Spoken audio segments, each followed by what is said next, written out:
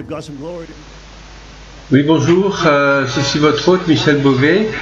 Nous sommes en diffusion directe dans le cadre du rapport du roi de Tchenigbourg en France. Et je vous remercie d'être ici. Et nous sommes le mercredi 26 avril 2017 et nous allons commencer donc notre message par la lecture du Réma qui nous a été donné ce matin. Alors il s'agit ici de le chapitre des Actes, chapitre 17, qui s'intitule d'ailleurs le discours de Paul à Athènes.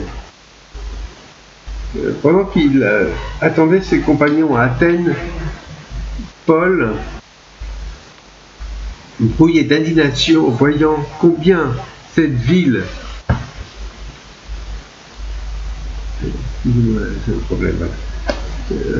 combien cette ville est remplie d'idoles.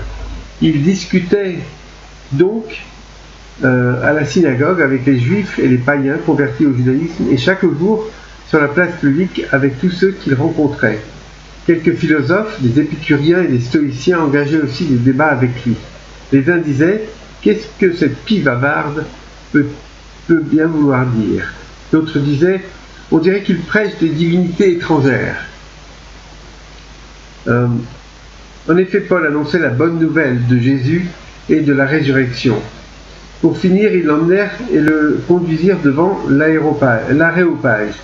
Pouvons-nous savoir, lui dirent-ils alors, en quoi consiste ce nouvel enseignement dont tu parles? Les propos que tu tiens sonnent de façon bien étrange à nos oreilles. Nous désirons savoir ce qu'ils veulent dire. Il se trouve en effet que tous les Athéniens et les étrangers qui résidaient dans leur ville passaient le plus clair de leur temps à dire ou à écouter les dernières nouvelles. Alors Paul se leva au milieu de l'aréopage et dit « Athéniens, je vois que vous êtes à tous égards extrêmement soucieux d'honorer les divinités. En effet, en parcourant les rues de votre ville et en examinant vos monuments sacrés, j'ai même découvert un autel qui porte cette inscription, un Dieu inconnu. Ce que vous révérez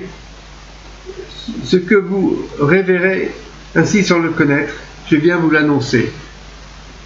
Dieu qui a créé l'univers et tout ce qui s'y trouve, et qui est le Seigneur du ciel et de la terre, n'habite pas dans les temples bâtis de mains d'hommes. Il n'a pas besoin non plus d'être servi par des mains humaines, comme s'il lui manquait quelque chose. Au contraire, c'est lui qui donne à tous les êtres la vie, le souffle et toutes choses.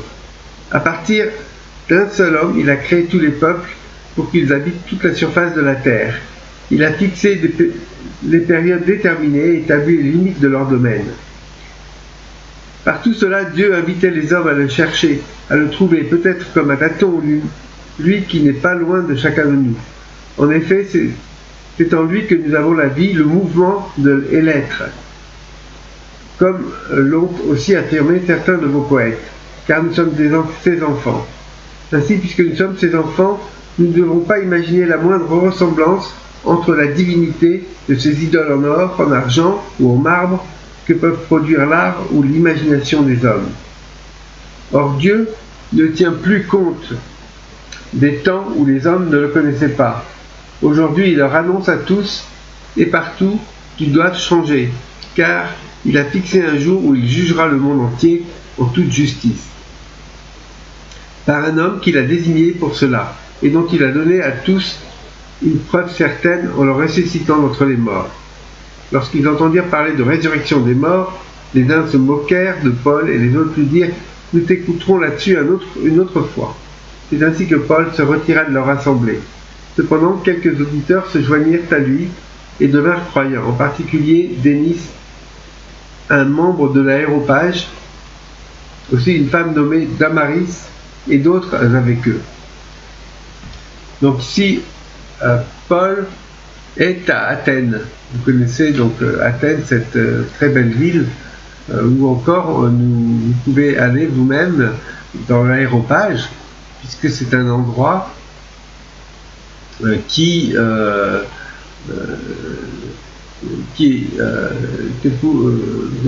visite, qui est au sommet d'une colline.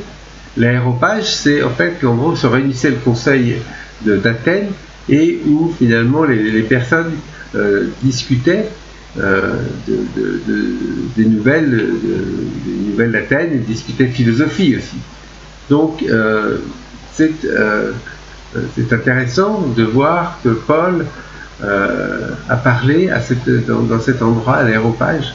Quand vous visitez Athènes et vous pouvez vous voyez cela, vous vous dites ah bon, c'est vraiment historique de voir que Paul a parlé dans cet endroit-là. Alors Paul au début est outré de voir tous ces dieux, toutes ces idoles finalement.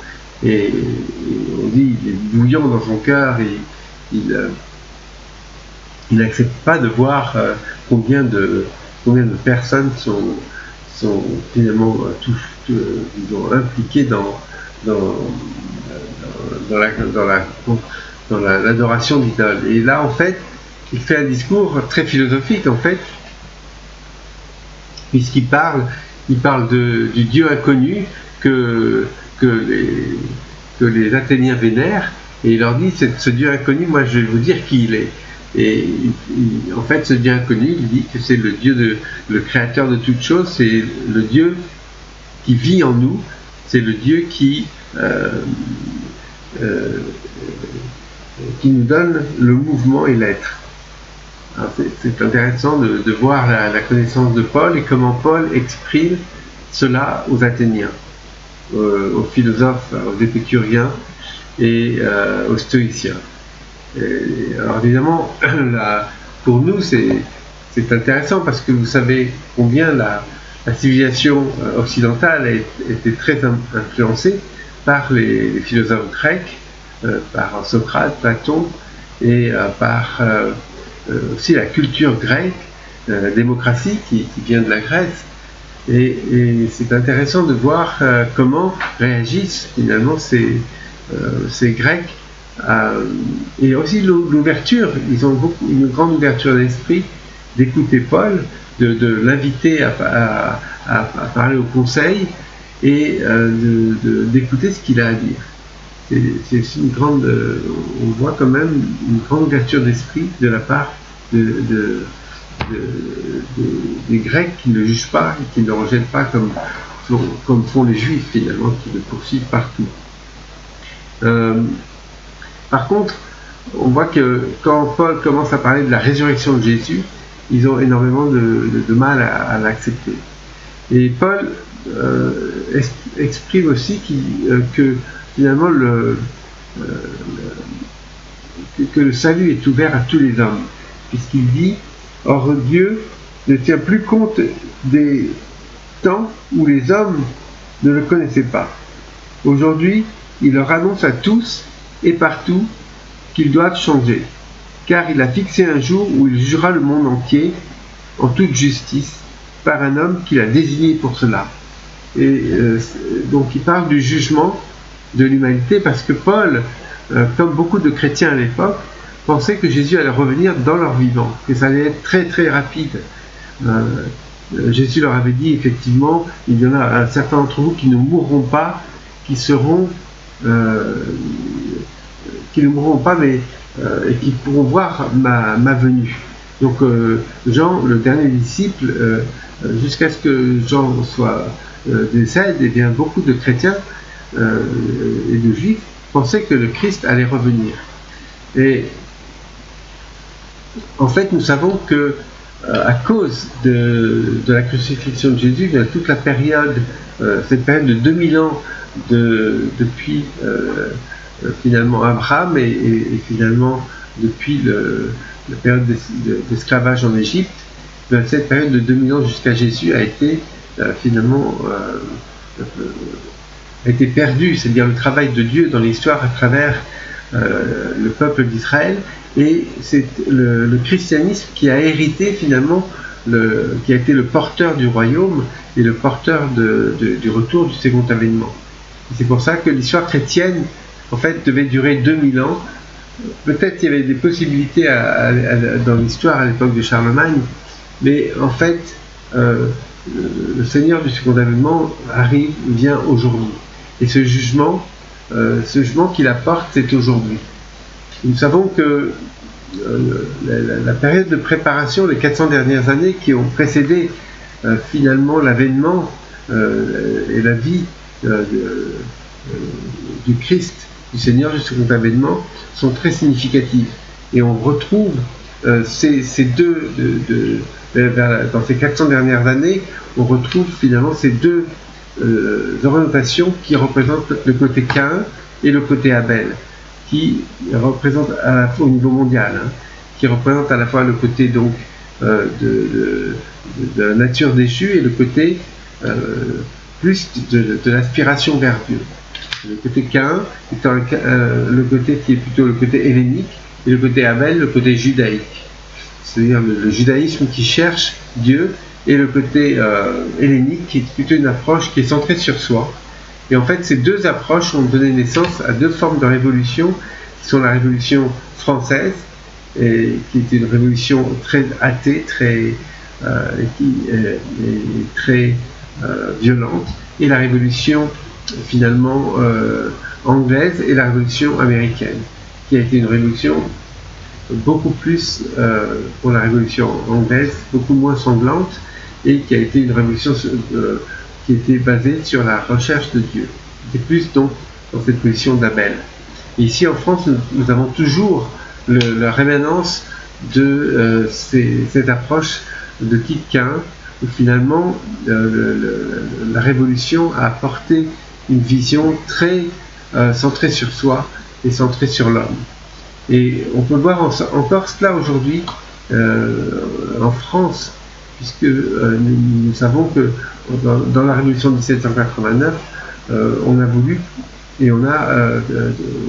tuer Dieu, on a voulu faire de Dieu le Dieu de la raison et d'enlever ce côté spirituel. Et donc c'est ce qui a créé vraiment cette situation qu'on trouve aujourd'hui avec le développement du communisme et avec des idées extrêmement athéistes et matérialistes. Nous vivons aujourd'hui les derniers jours. Nous vivons un temps extrêmement grave où ce temps dont Paul parle ici à Athènes, c'est le temps du jugement. Le temps du jugement, parce que effectivement, après 2000 ans, le Christ est venu et le Christ a établi le fondement qui a permis aux hommes de comprendre. Il a apporté cette nouvelle vérité qui permet aux hommes de comprendre Dieu de manière complètement claire, et il nous a révélé finalement ce que c'était que l'amour de Dieu, quel était le sens de la providence, et en particulier il nous a révélé l'origine du mal, le crime de Satan. Et ça, c'est un point essentiel, parce que c'est le point c'est là où finalement Dieu peut juger l'humanité à travers son Messie et à travers ses descendants. Et c'est cette époque que nous vivons, et c'est une époque très, très importante dans laquelle chacun d'entre nous doit prendre en compte vraiment, doit apprendre à discerner le bien et le mal, à savoir ce qui est le vrai du faux. Parce que dans cette époque, le jugement finalement c'est un jugement de notre propre conscience et de notre manière de comprendre et de suivre Dieu. Et aujourd'hui, beaucoup de personnes ont du mal à comprendre le sens du bien, le sens de ce que Dieu attend de nous. Parce que Satan est en train de brouiller toutes les cartes et est en train d'établir, d'essayer dans son dernier, avant de partir, de vouloir détruire finalement l'humanité et de pouvoir faire encore un dernier attempt, essayer de dominer l'homme et de le tenir sous sa coupe. Donc nous verrons cela dans nos prochains segments. où nous allons réfléchir sur le royaume de Dieu et comment accomplir son idéal. Je vous remercie donc. Nous allons et nous nous reverrons après cette courte pause.